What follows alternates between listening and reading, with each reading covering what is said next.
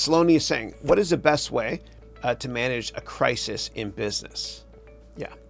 So I love to not teach theory. I love to teach based on real practical experience. And in my hand here, I'm holding an Intel Pentium chip. What happened was, and this is the best way for me to teach you how to deal with a crisis. What happened with Intel in 1995 was the late, great Andy Grove, who's one of the co-founders of Intel.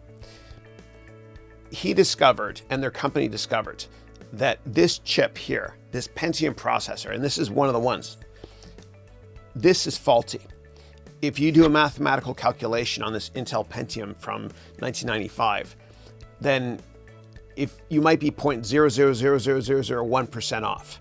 And I know it sounds like it's nothing, but what Grove did was he issued a press release right away and took ownership of the mistake because transparency builds trust in business.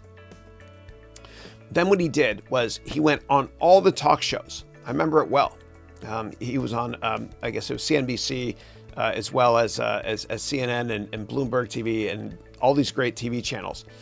And what he did was he said, we apologize for this mistake, and anybody that bought this chip, you can send it back to us and we'll send you a new one for free, of course.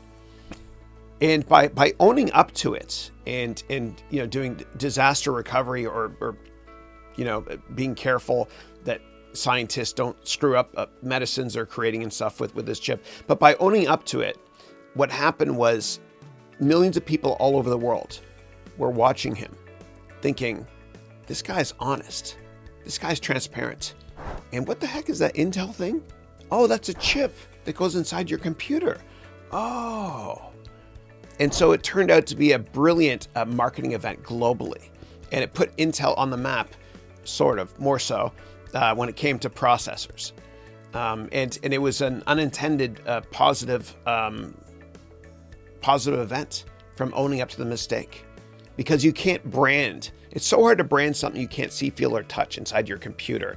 Little side note, when Intel had those commercials for Dell computers or whatever it is, HP computers, and you hear the Intel jingle and Intel inside, Intel pays 40% of the cost for that advertising budget.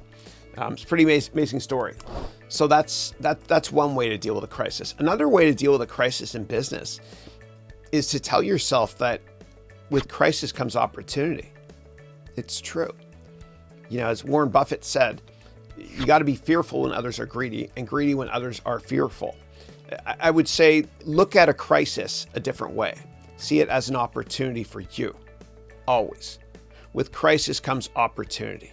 The glass is not half empty, it's not half full, it overfloweth with positivity.